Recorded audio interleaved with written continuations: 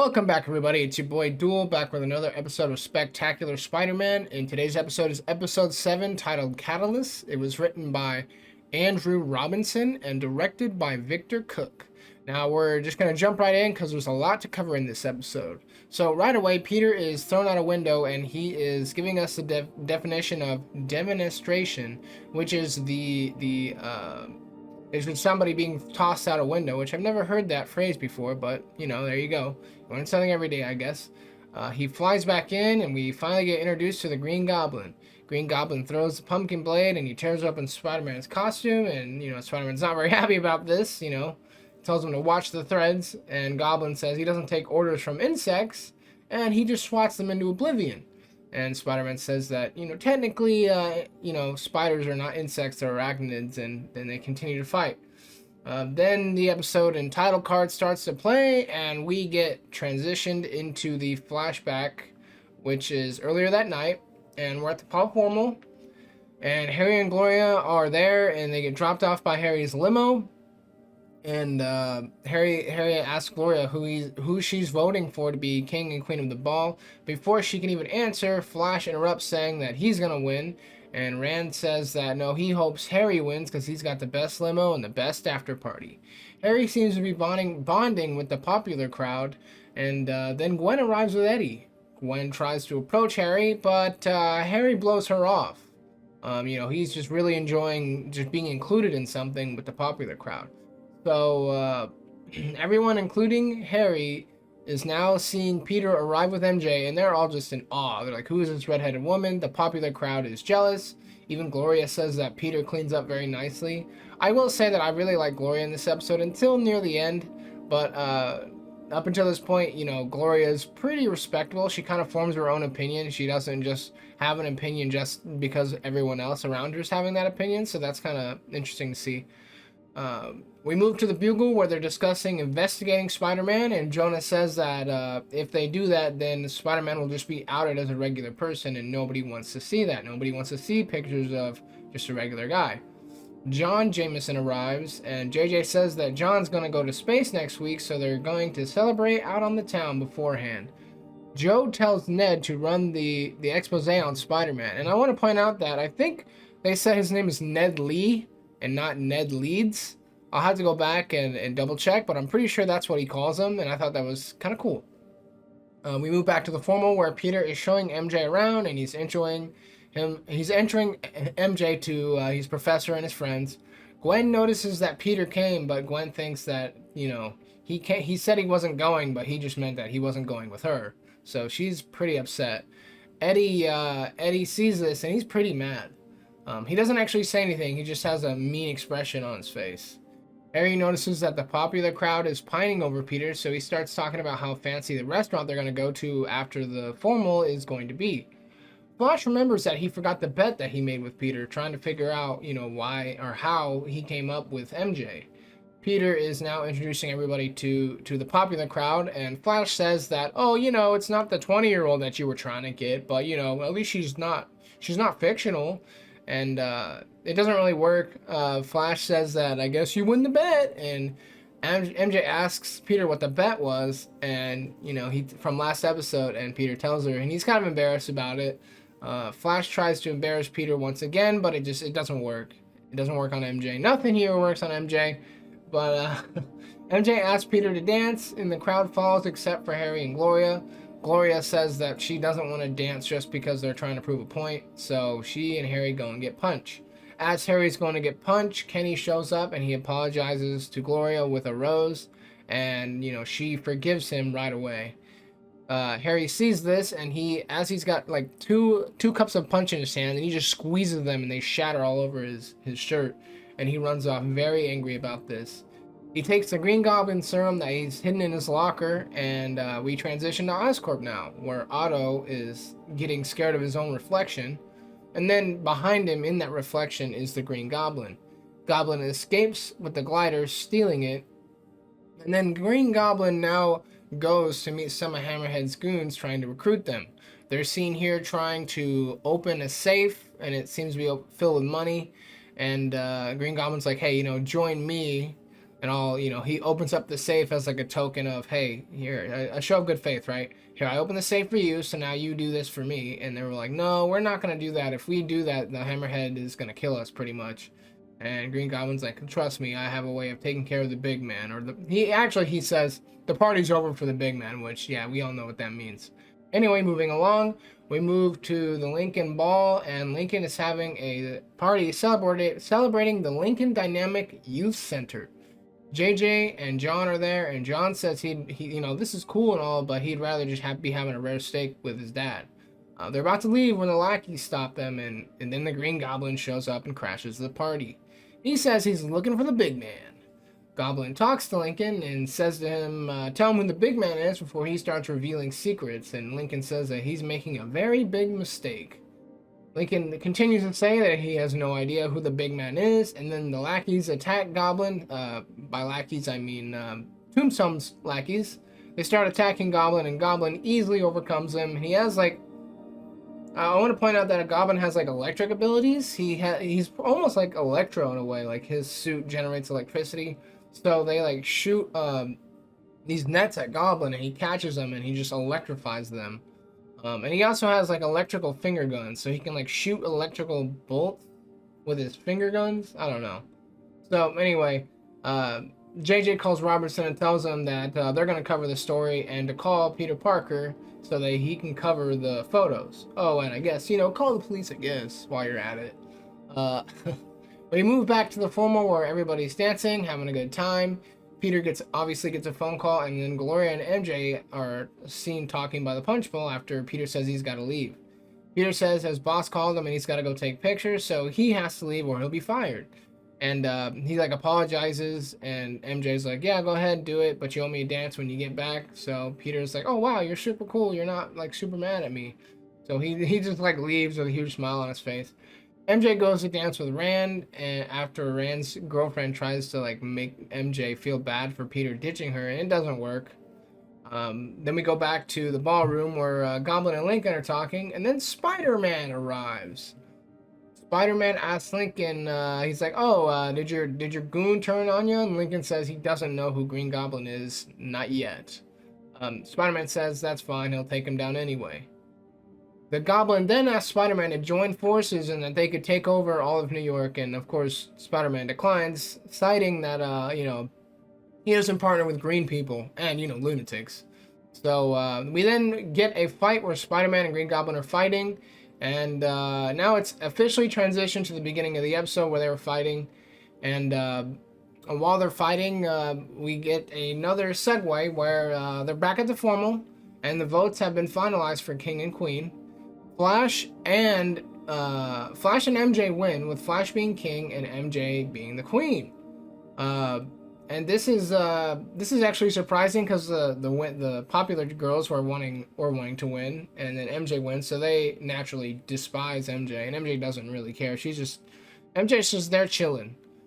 Gwen tells Eddie that it makes her smile to see that Peter's date be crowned alongside Flash. Now I just want to pause before we continue. Just to say that everyone's kind of being a little crappy in this episode. Like, Gwen's being very petty. Like, it's clear that Eddie is into her, and she's just over here pining over Peter while they're at the dance. So very insensitive to Eddie. And then Gloria literally just dumps Harry for Kenny over a flower, which, I mean, the sentiment is cute, but like Kenny is he's kind of dumb, and he's just kind of a loser, which, whatever, it is what it is. Most likely he's going to make a mistake and they're going to break up again, but I digress. That was kind of crappy to see. And of course, Peter isn't intentionally being crappy. It's just these things that he just keeps doing these things and not picking up on other people's feelings. He's not really understanding Harry. We saw that with the episode with football, and now with Gwen, where, and it's obviously the theme of the episode. It goes along with the title being Catalyst. So all of these things are a catalyst for everything that that Peter is subsequently doing. So yeah. So anyway, Peter's being insensitive, kind of crappy. Gwen's being crappy. Harry's being crappy because he's being the Green Goblin. Kind of reminds you though, you keep getting knocked down, you keep getting crapped on by life, you're gonna get a Joker situation. You know, people. There are some people in this world that are one step away from being the Joker or being the Green Goblin, right? That's not everybody, and I'm not saying like, oh, it's justifiable. I'm just like, holy cow, like people can go this unhinged and just go crazy. You just piss them off on the wrong day, and that's it. So anyway, we move on to Goblin and Spider-Man, and they're fighting, and the chase ensues. And at first Goblin's kind of getting the upper hand on Peter, but then Peter turns it around, and they're swinging around, and then eventually Spider-Man gets on top of the glider with Goblin, and so Goblin's like, all right, well, let's go for a ride. So he takes him for a ride, and they bust out of the ballroom, and then Goblin takes him very high up, knocks Spider-Man off. And then he webs him down, and then he realizes as he's way up in the sky that he's ran out of webbing, so he starts to fall. But lucky for Spider-Man, he carries extra web cartridges. So now Goblin is chasing Spider-Man, and Spider-Man, takes him through a construction site, and they're fighting, going back and forth, and it's a pretty good chase. And eventually, Goblin throws a pumpkin bomb at Spider-Man, but Spider-Man catches it and he throws it right back at him.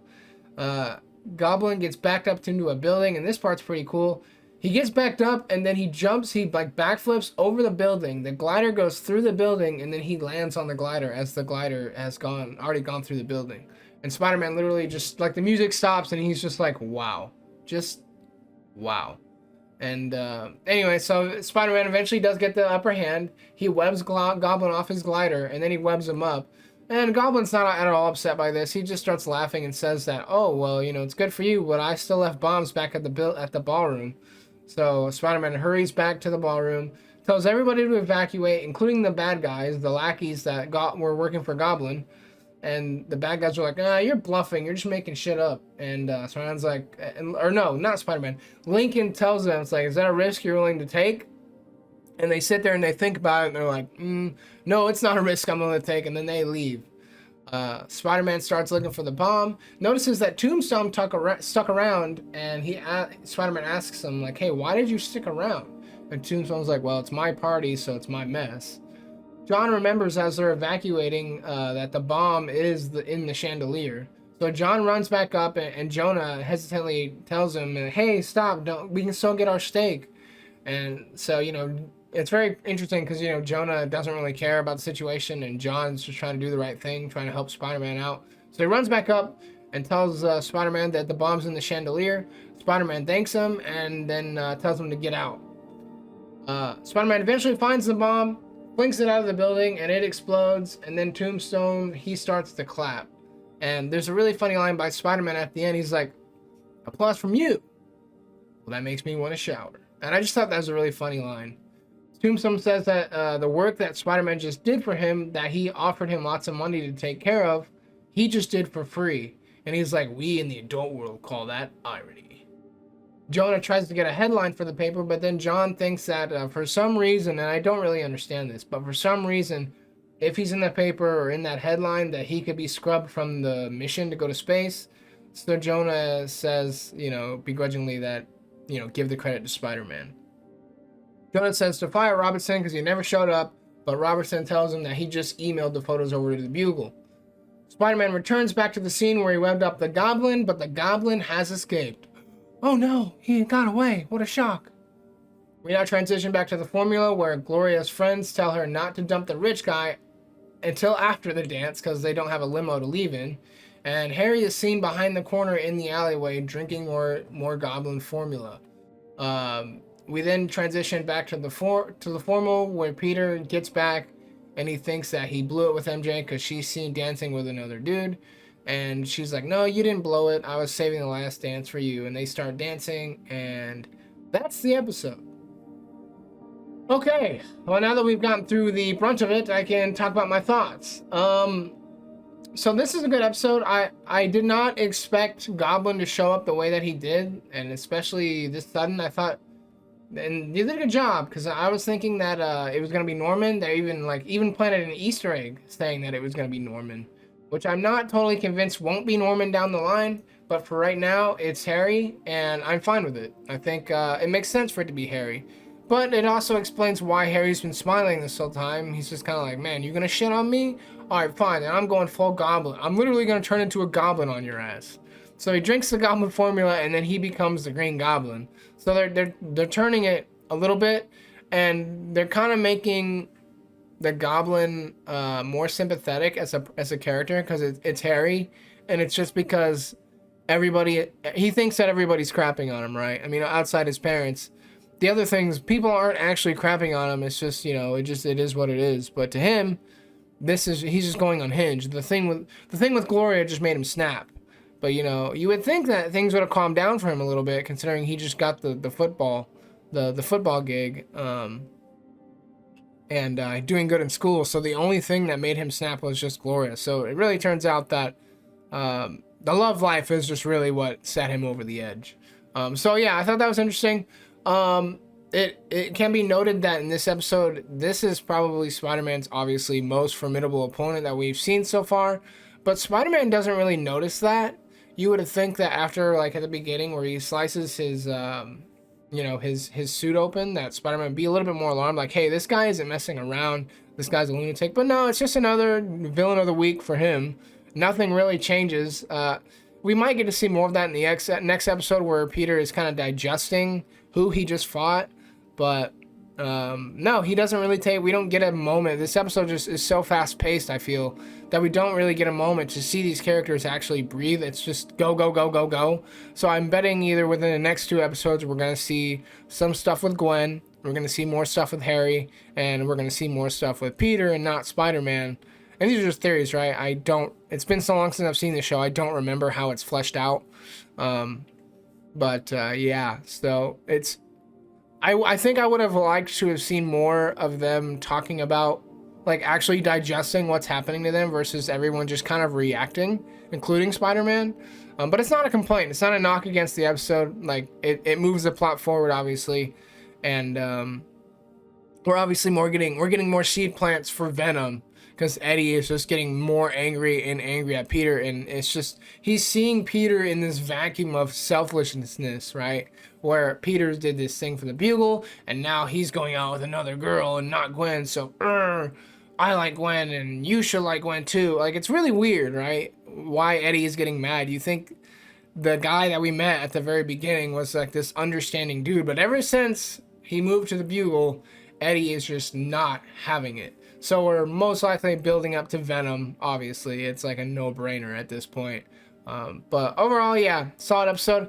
I'm going to give this episode a 3 out of 5, just because it's more world building. There's not a lot of depth going on. We get the Green Goblin, which is very cool. So actually, you know what? Not a 3 out of 5. I'll give it 3.5 out of 5. How about that? Can I do that? I'll do that. But yeah, that's about it. On my thoughts on the episode. I'm trying to think if there's anything else.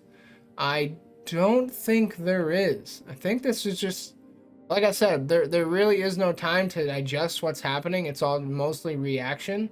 So most likely either the next episode or within the next 5 episodes, we'll get more of that. But anyways, if you made it this far in the video, I just want to say thank you so much. There was a lot of you that watched episode 6. We're up to 300 views. I really, really appreciate that.